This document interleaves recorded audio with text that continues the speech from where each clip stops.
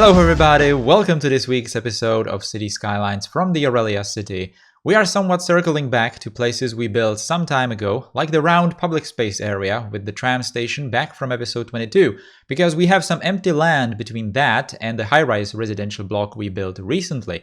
That's where we will build a very nice looking plaza right in front of a museum building. And also, like I said in the previous episode, there's the intersection with the pedestrian and bicycle paths that we need to detail.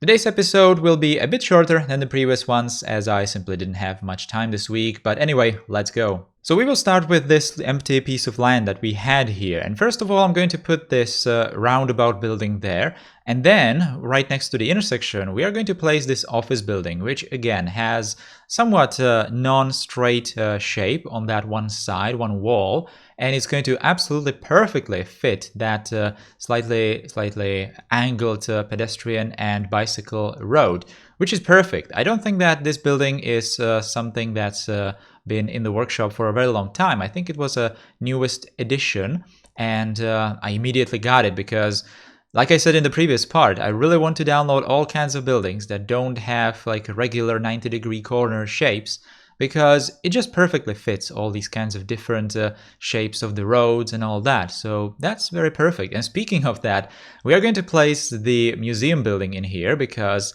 it has, again, a very interesting shape. The main building is kind of like a box, but it has those I'm not sure how you would even call them, those little waves on the side of it, which obviously are slightly angled to the side. So again, perfect fit for this place. Well, not really perfect because I had to scale it down with procedural objects, but otherwise it's going to fit very, very nicely. And it's going to pretty much be the main highlight, the main building around which everything is going to be built in this place, especially the plaza in here that we are starting to build right here. Now, this plaza is actually very, very important because it's going to act also as an entrance point back to that public space area with the tram stop that we built back in, what did I say, episode 22, I think? Yeah, right. So this place is going to see a lot of people walking down these stairs and all the way down to that tram station, because this is pretty much the closest approach to that tram station from that residential block that we built last time. Obviously, there's going to be more public transport option in this place. Buses, obviously, because we haven't built any tracks or any kind of other infrastructure. I haven't really thought about buses yet. I know that I built some bus lines, I think for episode 20, you know, the overview episode, just so I can have some buses going through, I think, the bus station that I built, like right next to the railroad station. But apart from that, I was not really doing the buses too much, so I think I'm kind of waiting to expand the city a bit more so I can justify putting the buses on slightly longer lines, and then I will definitely make them go even through these places, through these residential places that I already built. Even though it's not really that needed, because people in Aurelia kind of have a very nice public transport system right now, even though the stations, especially the tram stations, are kind of spaced a bit, you know, generously, so that people kind of need to walk towards them a bit more. But that's, I think, perfectly fine. But we are still going to do some buses anyway. Right, so while I was talking about that, we are making some progress with the plaza. I decided to use these office buildings again. I think I've used them a couple of times before, but not really for this purpose, like having them multiple times, and obviously altered slightly using procedural objects and all that, so that they can fit these places. Actually, no, I had already used these. Now that I remember, I used these for that little place right next to that custom interchange, which is pretty much on the other side of the city right now, which is kind of fine because these places are really far apart from each other, so it's not like it's going to be, you know, all that weird that we are using the same buildings again and again and again. I'm probably saying it in all the episodes, but there's not that many buildings to choose from, so sometimes you will have to use something you already used somewhere else. Anyway, but something that's kind of original for the city, I am using different kinds of walls in here. I started using, for this plaza, these walls. They are like a concrete, very industrial looking walls, but something that's very, very modern, something very, very popular with architects, at least around these parts of the world. It's basically just a plain concrete wall. I'm not sure how it's called in English. It's a literal translation of how I know these surfaces would be like a viewing concrete. It basically means that you're just going to take greater care at pouring it and mixing it and all that, so that it's actually going to look all right when you just remove the molds, and it's going to be looking great even without any paintings or something like that. And I think that these were made by Ronix for railroads or something like that. I'm not exactly sure about that, but they perfectly fit these kinds of like a modern looking plazas, so that I use them, and it works. Also, another thing that I want to really mention, something that you probably noticed, is that the camera in these shots is a bit smoother. That's because I started using, well, I already was using it, but I just started, using its features, the mod to slow down the simulation. You can see that little slider in the left lower corner where the percentage is shown. I was normally having it at 100, which is just the basic simulation speed, but right now I'm using it at 20. I think I'm later going to put it to 40 because 20 is a bit too slow.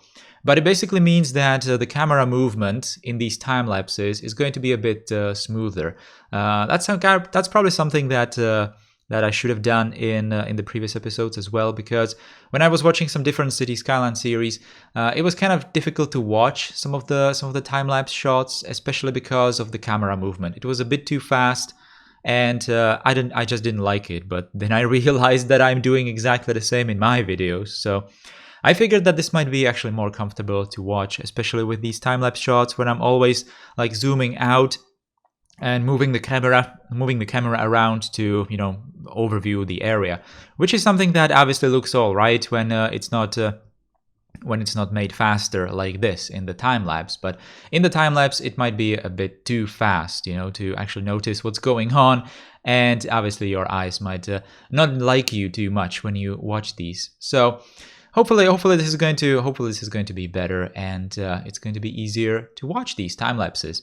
Anyway, we are almost done with this plaza. I was just putting down the tiles. I chose different tiles for the main level of the plaza, something that is kind of very important because you don't want to have plazas looking exactly the same all around your city. Which is something that especially is true for Aurelia, because we are doing a lot of plazas. So obviously trying to mix different styles of the tiles. I did use those tiles that we have used previously, but only in that lower part of the plaza. Because at the same time, you don't want to have the plazas looking the same, but then again, you kind of want to have somewhat similar style to the plazas all around your city, because you obviously don't want them to look completely different. It's one city, it probably should be built in one style, right? But obviously that's all up to you. Anyway, we are done with that plaza, almost. Obviously trees and all that, but that's going to be for the last thing that we're going to do today. But right now we are moving slowly towards that intersection area. And I still had this little triangle shape in here of just the grass that I needed to fill with something. I think I decided already back in the previous episode that there's not going to be any buildings in this part of the block, and we will have to figure something different in here. So I was putting these planter networks or around that pedestrian path, and it kind of occurred to me that I might maybe use those networks to create some interesting shape, and that's exactly what I was doing in here, creating some sort of a like a branch shape, like a branch is coming from a tree or something like that. There's later going to be like colored flowers on top of those on the ends of those little branches in the networks, which is going to kind of look like, I don't know, some kind of a tree that has some just decorations on top of it. I don't know. I didn't really think about it that much. It's just looking nice, right? Anyway, now we are finally decorating and detailing the intersection, and we are starting with the part where the bicycle lane and the pedestrian lanes, the paths are crossing the main street. And I decided to make it so that the pedestrian path is actually going to be really, really important. And the cars are kind of going to be considered like less of a priority when coming over the intersection, right? Which is probably something that, should be done every time in real life, every time there is some like a bicycle infrastructure and it needs to cross like irregular car roads, which is obviously going to help a lot in actually getting people to use their bicycles instead of their cars, to actually make it all safe and kind of make it look like the bicycles are more important than cars by actually putting down the infrastructure so it looks like the bicycles have priority, just, from the visual aspect of the intersections. Well, I'm probably thinking about it too much in here. Like I said, with the tree shape in here, I was not really thinking too much about it like that. It's just looking nice, so I just use this kind of detailing. So what's going on here? I just used the stone walk path. First of all, I used the bicycle path, but then I used two separate these stone paths, and I put them right on the street like this to have the texture in there, just so it looks like this area is like one big crosswalk, let's say. It's very good that if you're going to do these kind of intersections, the bicycles will actually stay to the center of the intersection, which is really nice, so that they're going to follow the straight path through the intersection. They are not going to like go to the sides, to the actual crosswalks, which is something that probably would happen for normal roads. But this is going to work just fine. And obviously we are going to detail it with some traffic lines and more crosswalks, custom crosswalks, and all those kinds of things. And obviously later I'm going to put an asphalt cover to cover all the existing detailing that was underneath it. And also some stains in here, which I'm going to move slightly lower so that the stain is going to be very, very dim in this place and not really all that visible, but it's going to be visible enough to not make it look like it's completely empty inside the main car intersection part. And this was it. This was almost done, but I also had to use Traffic Manager. I also had to treat the entire intersection as those two nodes, like one node. So I had to do the custom traffic lights to make this intersection actually functional. But then we had to also upgrade some of the lanes. Now in here, we are coming back to the Plaza area, and I'm putting the paths in that place.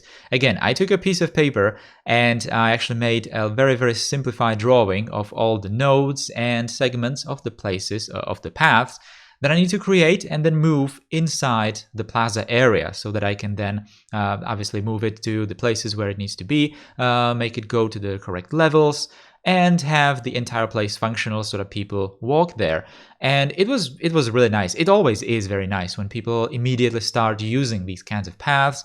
And in this place in particular, like I said before, this place is going to be heavily used by people because they are going to go to that tram station in that public space sunken area from episode 22. Anyway, thank you guys for watching today's Aurelia episode. If you liked it, then you can always click on the thumbs up underneath the video, write some comment, and share the video with your friends, which is something that really helps the channel a lot. And of course, if you're new here, feel free to subscribe to the channel. I will see you guys next week. Take care. Goodbye.